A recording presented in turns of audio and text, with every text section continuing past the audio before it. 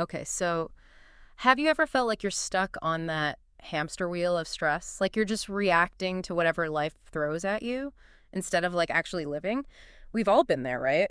Today we're diving into something that might help. It's called Northwork. Northwork. That's a fascinating concept. Yeah, it's about finding your center, Yeah, that inner compass, especially when things feel chaotic. I like that. And the idea comes from shamanic traditions, but you don't have to be into like crystals and spirit animals and all that to find this useful. Right. We're using this blog post by Shaman Jon Rasmussen as our guide. Okay. But Northwork really ties into a lot of ideas you see in psychology and mindfulness, even Stoicism. Yeah, I could see that. It's about taking charge of your inner state so you can better handle the outer world, right? Absolutely. Yeah. And our source material really emphasizes two key tools for doing just that: unattachment and beginner's mind.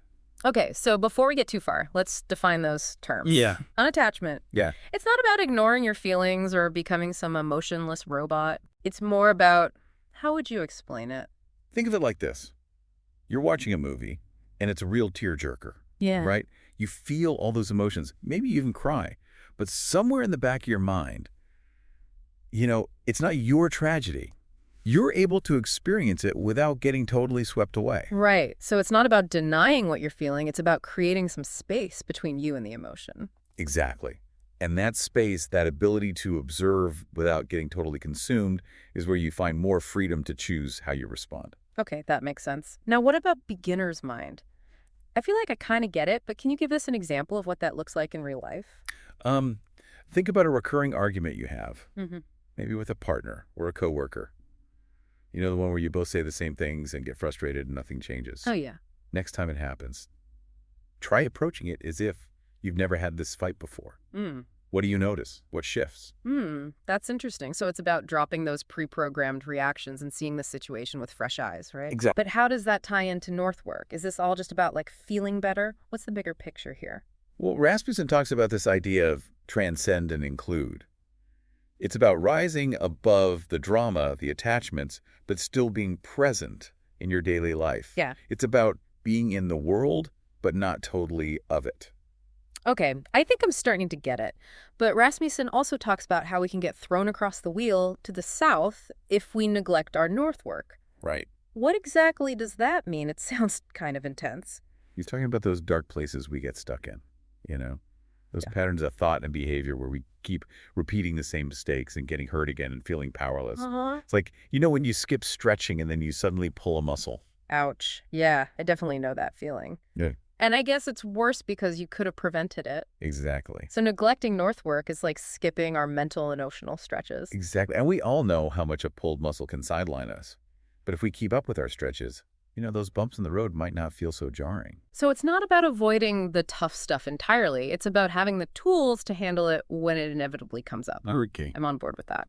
But how do we actually do Northwork? Is this some kind of like daily ritual? What does that look like? It's not so much about a specific ritual as it is about developing a set of practices that help you connect with that inner compass, that sense of clarity and stillness. Okay.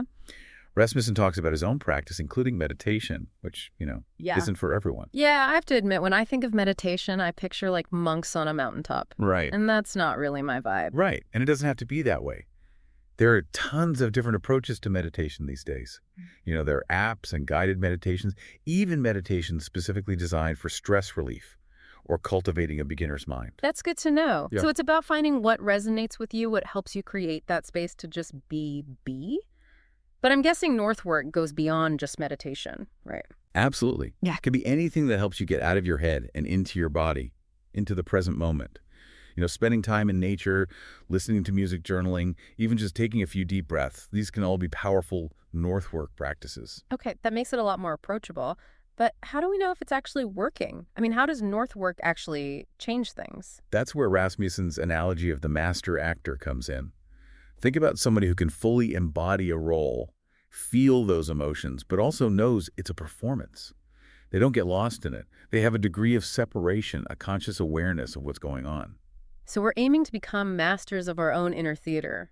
That's a pretty cool way to think about it. But he also mentions the master becoming like water or glass, able to adapt to any situation. Isn't that a bit far out? Like, are we really saying we can actually control our reality? Well, it's not so much about controlling reality as it is about influencing it.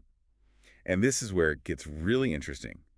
Rasmussen is tapping into this concept of resonance frequency, something you see in physics. Hmm. Like, you know how two tuning forks, when tuned to the same frequency, will vibrate together even if you only strike one? Yeah, I remember that from science class. But how does that apply to US? Well, think of it this way. We're all vibrating at a certain frequency based on our thoughts, emotions, beliefs. Hmm. And that frequency influences the experiences we attract into our lives. It's like, are we tuned to a channel of stress and anxiety and negativity? Or are we tuned to a channel of peace and joy and possibility? Okay, I get the tuning fork thing, but isn't that a bit woo-woo? Like, are we saying we can actually manifest our dream life just by changing our thoughts? It's not quite as simple as that, but Yeah. there's definitely something to the idea that our inner state shapes our outer reality. It's not about magical thinking. It's about recognizing the power of our thoughts and beliefs to influence our perceptions, our choices, ultimately our experiences. So if we're like tuning forks, what are we vibrating AT right now? Is it stress? Is it joy? How does that affect our like day-to-day lives? That's the key question, isn't it? And that's where North work comes in. It's about becoming aware of our current resonance frequency and making conscious choices to shift it. It's like we're upgrading our internal software to become more conscious creators of our own experience. Okay. My mind is officially doing a little dance right now. This is a lot to take in. But how do we actually do that? How do we shift our frequency to something more positive and empowering?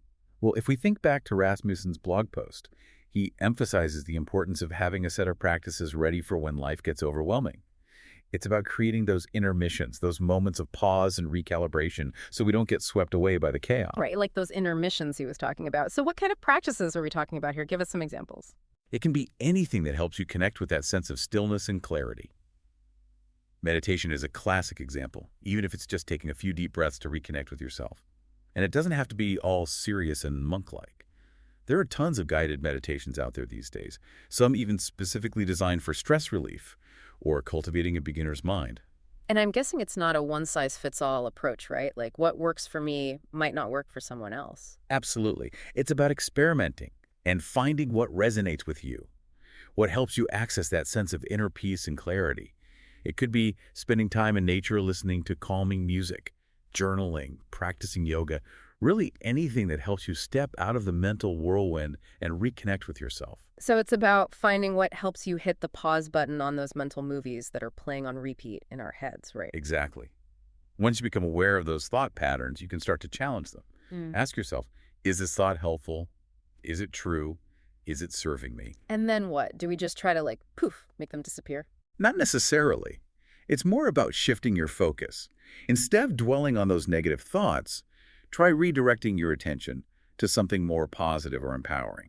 Like practicing gratitude. I've heard that can be a real game changer when it comes to shifting your mindset. Absolutely. Gratitude is a powerful practice for shifting your resonance frequency. When you focus on the good things in your life, even small things, it can create a ripple effect that impacts your entire experience. You're essentially retraining your mind to look for the good rather than getting stuck in the negative. Okay, I'm all about that. But what about those times when we're feeling really stuck? When those negative thoughts just won't let go? What do we do then? That's where the transcendent include piece becomes crucial. Remember that movie analogy. You can acknowledge the intensity of the scene, the drama unfolding on the screen, but you also have that awareness that you're separate from it. It's about creating some distance between yourself and the situation, even if it's just a tiny bit of space. So it's about not letting those emotions totally consume us, right? Exactly. It's like taking a step back and observing the situation as if you were a neutral observer. This can help you detach from those overwhelming emotions and see things with a little more clarity. And that clarity, that little bit of space can make a world of difference in how we respond, right? Instead of just reacting impulsively, we can actually choose how we want to show up. Absolutely. Instead of reacting impulsively or getting swept up in the drama, you can choose a more conscious and skillful response. Now, Rasmussen talked about mastery being like water or glass adapting to your environment. Is that what he means? Like not letting the external circumstances dictate our internal state? That's a great way to put it. Think about how water adapts. It can be a raging river or a calm lake. Mastery is about developing that inner resilience, that flexibility. so you can bend without breaking no matter what life throws your way. And isn't that what beginner's mind is all about, too? Approaching each situation with fresh eyes without all this pre-programmed reactions and judgments. Yes. Beginner's mind is a powerful tool for breaking free from those limiting patterns and opening yourself up to new possibilities. It's about approaching even familiar situations as if you were seeing them for the first time, paying attention to details you might normally overlook. So it's like hitting the reset button on our perceptions, seeing things with new eyes. Exactly. And this can be especially helpful in relationships. Instead of falling into those habitual patterns of communication or behavior, try to see your partner or friend as if you were meeting them for the first time. Notice their unique qualities, their strengths, their vulnerabilities. That's such a great reminder. It's so easy to take people for granted, especially those closest to us. But seeing them with fresh eyes could really change the dynamic, right? Absolutely. Mm. When we approach those relationships with beginner's mind, it can infuse them with a renewed sense of wonder and appreciation.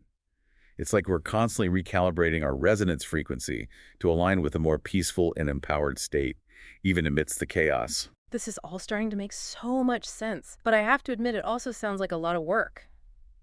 Is this something we need to be doing constantly, like 247 vigilance? That's a great question, and it's important to emphasize that North work isn't about striving for some unattainable state of perfection. You know, it's about progress, not perfection. So it's okay to have those moments where we get swept up in the drama, where we react impulsively or get lost in our emotions. Absolutely. We're human after all.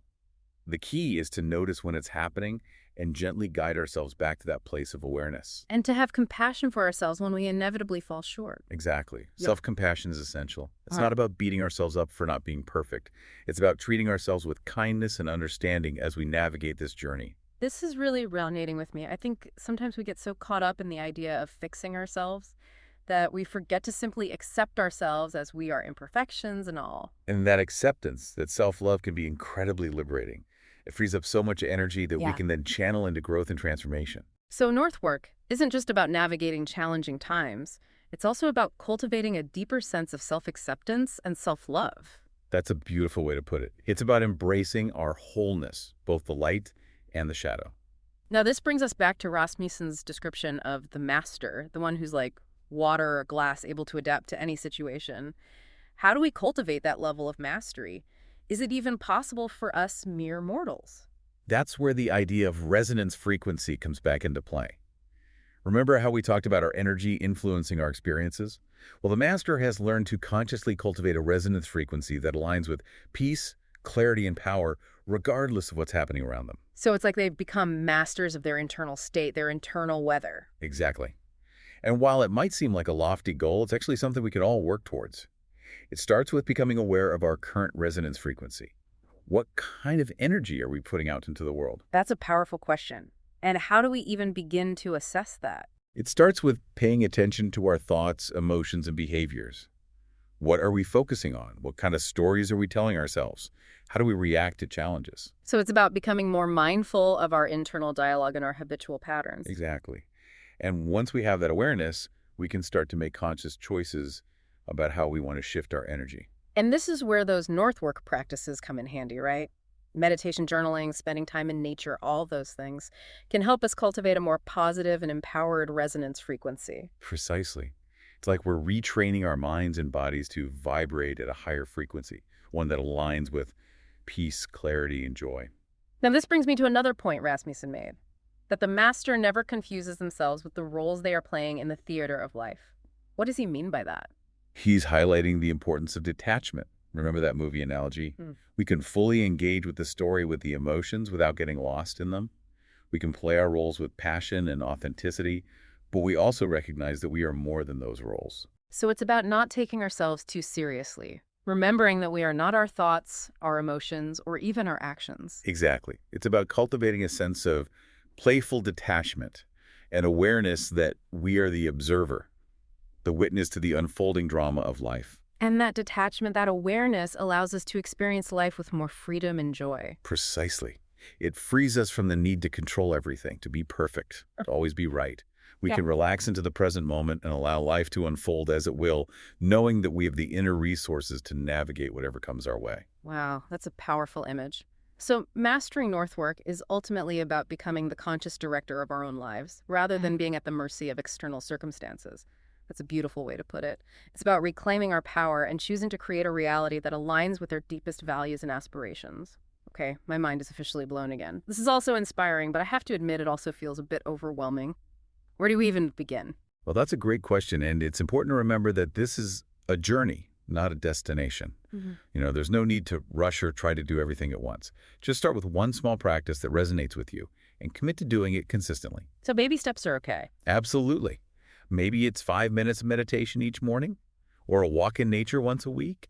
You don't have to go full-on hermit in the Himalayas to see benefits. And be patient with ourselves as we learn and grow. Exactly. Self-compassion is key here. Remember, we're all works in progress. This has been such an insightful conversation. I feel like I'm starting to understand Northwork on a whole new level. But before we wrap up, I'd love to get some more practical tips for our listeners. What are some things we can start doing today to bring more of that Northwork magic into our lives? One of the most powerful practices is simply becoming more aware of your thoughts. You know, Notice those negative self-talk spirals, or those moments when you're getting caught up in worry or anxiety. Those times when your mind is running like a hamster on a wheel. Oh, yeah. That's your cue. So it's like hitting the pause button on those mental movies that are playing on repeat in our heads. Exactly. Once you become aware of those thought patterns, you can start to challenge them. Ask yourself, is this thought helpful? Is it true? Is it serving me? Okay, but what if it is true? Like, what if I'm stressing about a real problem? Does Northwork mean I just, ignore it? Not at all. It's not about ignoring problems, but about approaching them from a different state of mind. Remember, transcend and include.